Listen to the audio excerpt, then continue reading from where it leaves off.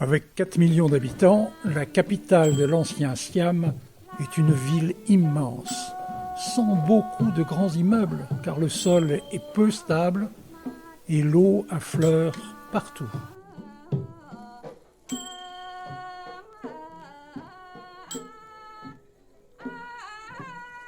Les constructions modernes ont surgi sans ordre. Dans cette ville qui n'a pas de centre, il faut pouvoir se déplacer. Et toutes sortes de véhicules plus ou moins rudimentaires viennent suppléer aux autobus insuffisants. Lorsqu'on se déplace à pied, on se trouve très rapidement plongé dans un bain de foule, où cependant on n'est jamais bousculé, les Thaïlandais étant très doux et infiniment respectueux d'autrui.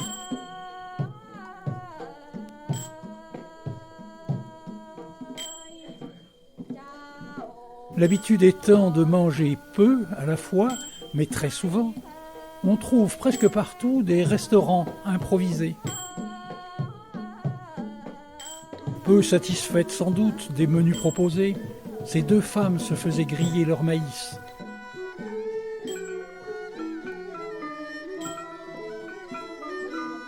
La demeure des âmes, où demeurent les bons esprits gardiens de la maison. Elles sont toujours décorées de chapelets, de fleurs fraîches, en vente partout.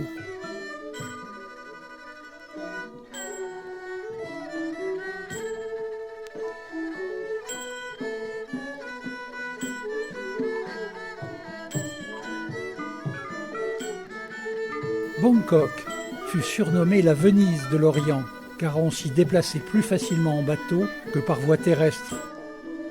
La ville est située tout près de la mer et les marées y sont ressenties.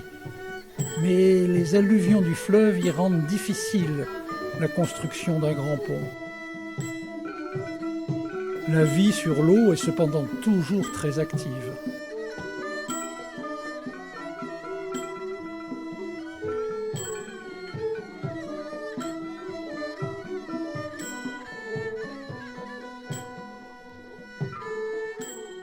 Nous suivons maintenant ces jeunes bonzes à l'intérieur de quelques-uns des temples, Wat, de Bangkok.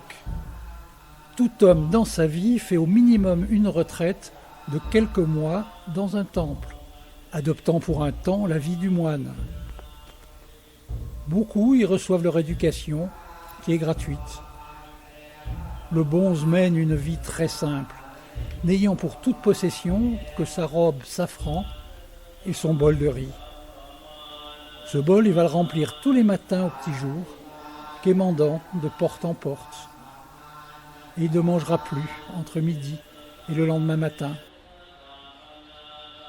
Le Bouddha d'or de Wat Trimit et la galerie de Bouddha de Wat Po. Le bouddhisme est-il une religion ou une philosophie ? L'aspect théologique est très discret, mais le temple et Bouddha font partie de la vie de tous les jours.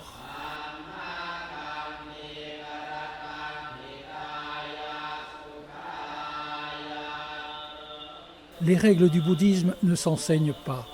Elles sont simples et s'apprennent seules, par la méditation et la réflexion qui finalement mènent à la sagesse. C'est une religion de la tolérance, une religion de la paix.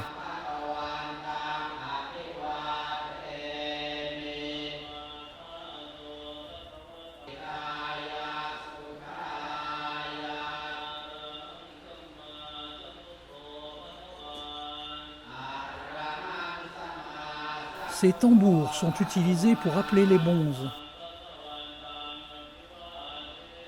Mais ceux-ci rythment les danses thaï. Lors de ces danses, le corps bouge très peu et on le comprend, avec la chaleur et le poids des costumes.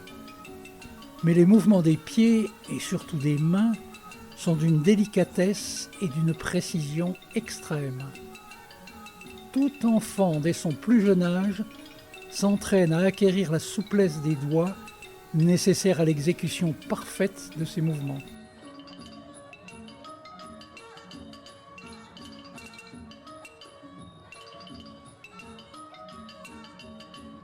Voici maintenant une démonstration de lutte rituelle.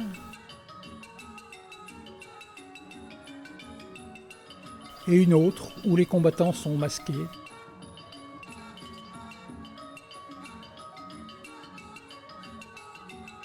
Et pour terminer, un court spectacle avec une danse populaire appelée la danse des ongles.